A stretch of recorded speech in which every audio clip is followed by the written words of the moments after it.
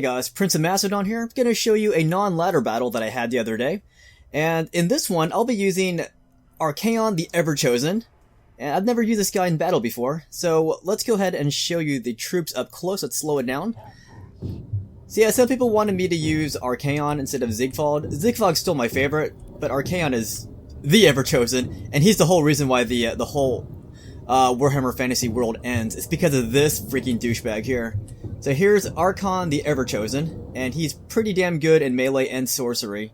Look at that steed just leaving a blaze of fire behind him. Alright, so I have 3 of these Forsaken units. These guys are here.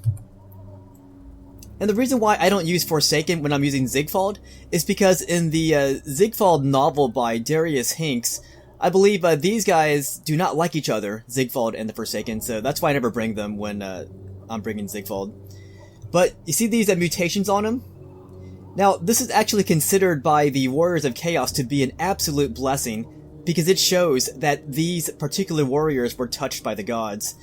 And the people of the South would consider these gifts to be quite dubious, but not the men of the Warriors of Chaos. They actually think it's awesome. And if you want to know who's really blessed by the gods, these guys are, the Chaos Spawn. These guys screamed in agony as their flesh was ripped apart by these gifts from the gods, and I guess you can say that they are the ultimate depiction of a blessing from the gods. Yeah, it's pretty hard being a Warrior of Chaos because what they consider to be a gift is considered to be not so much a gift by other societies in the fantasy world. Alright, so I've got a unit of these Chaos Warriors. Actually, I have 2 of them. I have one here, and I got one on the other side. No, wait, where's it at? Oh, it's over here, sorry. Yeah, they're right next to each other. Yeah, 2 of these Chaos Warriors here. Very awesome looking. They look to be human. I got 2 cab units, but I'll talk about them later on. I got 1 unit of the Chaos Marauders, these guys, and they carry the great weapons, as you can see, and they are also humanid form. They wish they looked like the Forsaken. Then I got two squadrons of these Chaos Knights. These guys, another feared unit of the fantasy world. I got 2 of them. And let's talk about my special characters. I've got an exalted hero on a flying mount here. It's a Manicore, actually. And he's a melee specialist. And then, finally, you guys want to see Archaon the Everchosen. And again, this is the reason why the world ends. There's a series devoted to his antics, well, to his campaign where he tries to destroy the world. And succeeds. It's called The End Times, and it's composed of, I think it's 4 or 5 main books, and then there's also novel spin-offs that complement the books and their supplements. Anyways, he has this thing called the Eye of Sharion, which lets him predict an enemy's attack before they even attack. So it's pretty cool. But Volton actually called this guy out. Volton is an Empire hero. And Volton said, he made a claim that even the gods didn't really think this guy stood a chance against Volton in combat. That's why the Chaos Gods threw all these champions like Ziegfeld and Wulfric and Felnir the Reaper at Volton before Archaon was able to confront him. Anyways, let's go look at my opponent's army now. This is the army of Marco.ellington.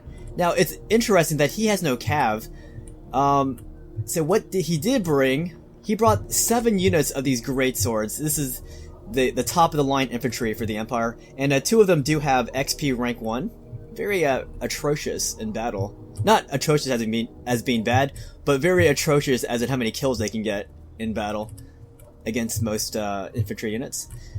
And then he has 5 units of handgunners, and as you can see, they all carry 1 XP rank 1. And here's an interesting unit which you don't see often. It's the Warrior Priest, and pretty cool looking. He is on horseback, and his commander, not quite a legendary lord, but it is a lord. It's a general of the Empire. Alright, so he's going to use this hill to bolster his army, and I'm going to figure out a way how to break his his hill advantage if he gets up there.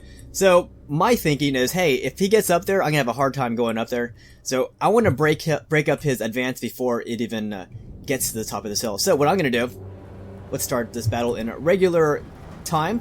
I'm gonna send my Chaos Knights over there. See, first they're going this way. First I wanted them to go all the way out here, but then I had a new battle plan. My new battle plan was to take out these handgunners. Do you see how far they were from his greatswords? He could stop the advance of his handgunners and link back up, but he's not doing that. So I'm gonna send my Chaos Knights at these handgunners, and I'm also gonna send Archaon up there too, to use one of his spells. This will be a magic missile attack, which is useful for taking out multiple units. It's not good for taking on a singular unit like his general, the Empire Lord. So I'm gonna send this guy out. I'm gonna make him cast a spell on these handgunners just to disrupt them, and also let my Chaos Knights go in for the charge as well. But look, here comes the attack from Archaon. Watch this, guys. Watch how much damage it's gonna do. Let's slow motion this crap. This is gonna be like a freaking artillery strike. It's gonna go for these guys right here. Somebody save me. Alright, watch this, guys. I have to slow this crap down in order to see it. In order for you guys to see it. This is one shot. Look at that. Look at those numbers going down. Oh my gosh. They just got destroyed. One freaking shot from Archaon. Archaon's like a freaking mobile artillery piece. That was awesome. Anyway, so I'm gonna disrupt his handgunners from getting on top of that hill using Archaon plus my Chaos Knights. So here come my Chaos Knights now. Let's insert action this. So I'm taking shots from his armor-piercing handgunners. So I'm avoiding his greatswords altogether. And Archaon's launching another attack. Boom! And followed up by my Chaos Knight. That was perfect timing on my behalf. This is what the Chaos Knights look like up close. They carry skulls on them, just like a lot of Chaos warriors do. And I'm gonna send in my Exalted Hero at his General of the Empire. I thought my guy could take him out in a melee fight. I was slightly wrong in that thinking. That Manicore is pretty badass looking. Alright, so yeah, I got Archaon launching these magic missile attacks. That one hit the ground. I knew that was going to happen eventually, because I was attacking uphill. And there were a lot of contours on this hill. But look what I'm doing though. Well, he just launched a spell on me. Or he launched a spell to bolster his troops. But yeah, I'm taking out his handgunners pretty handily with all of my Chaos Knights. And his great swords are now being halted in their advance by my Forsaken. So these two units are holding back 3 great swords. One of them's getting hammered pretty bad. But it's okay, because they're blessed by the gods with that beautiful appearance. So another shot by Archaon. And this is a new spell I just used. See that? I don't know what it's called. But it left a trail of destruction. Look at that. Look how many troops it killed. It's pretty good. It's pretty good. So now, I see his General of the Empire on foot. He landed to take out my Chaos Knights. Now we're going to watch Archaon fight up close here. If I can get him. Slow this down just a little bit so we can watch him.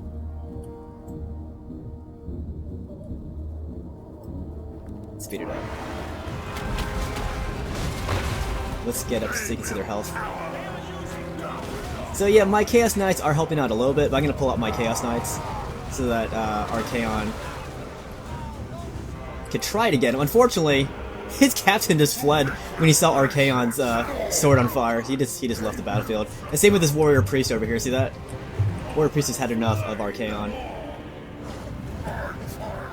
My Chaos Knights are going to start striking these guys.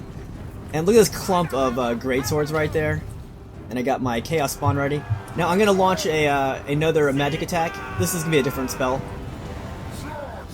Right in the thick of his great swords. I don't see it. Where'd it go? Alright, well, I promised you I did it. Wait, is that it? Yeah, there it is. Okay, sorry, this is the same spell as earlier. Look at that, it's just gonna mob the floor, and that's gonna cause a mass morale break in his troops. That was awesome. Hey, I still like Ziegfeld better. Archaon's, you know, he's pretty badass. I mean, he got that whole End Times book mainly for him. But I think Ziegfeld has a lot more personality. And I find it more interesting to read about Ziegfeld than Archaon. But in the Army Codex, well, also in the whole Warhammer Fantasy world altogether, Archaon is pretty much a big deal. Like, he has not just his short bio and rules on the Chaos Codex, but he also has like 2 extra pages devoted to him. So yeah, he's kind of a big deal. Alright. So look how many kills Archaon got. 97 kills. Freaking amazing. And my Chaos Knights killed a lot of handgunners, as you can see. I'm pretty sure all those kills, well, most of those kills were handgunner kills. So yeah, my opponent sacrificed bringing calves so that he could bring more greatswords. And I would say his biggest flaw was probably clumping his troops and letting his handgunners, you know, get too separated from his greatswords. But that let me just destroy them with Archaon and my Chaos Knights. But granted, I did help cause that too.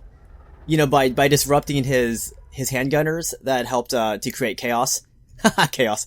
But it helped, you know, keep that little wedge there, and also plugged in my Forsaken to keep his greatswords from linking up with his handgunners. Anyways, good game to him, and I hope you guys enjoyed my battle with Archaon. I'll see you guys later.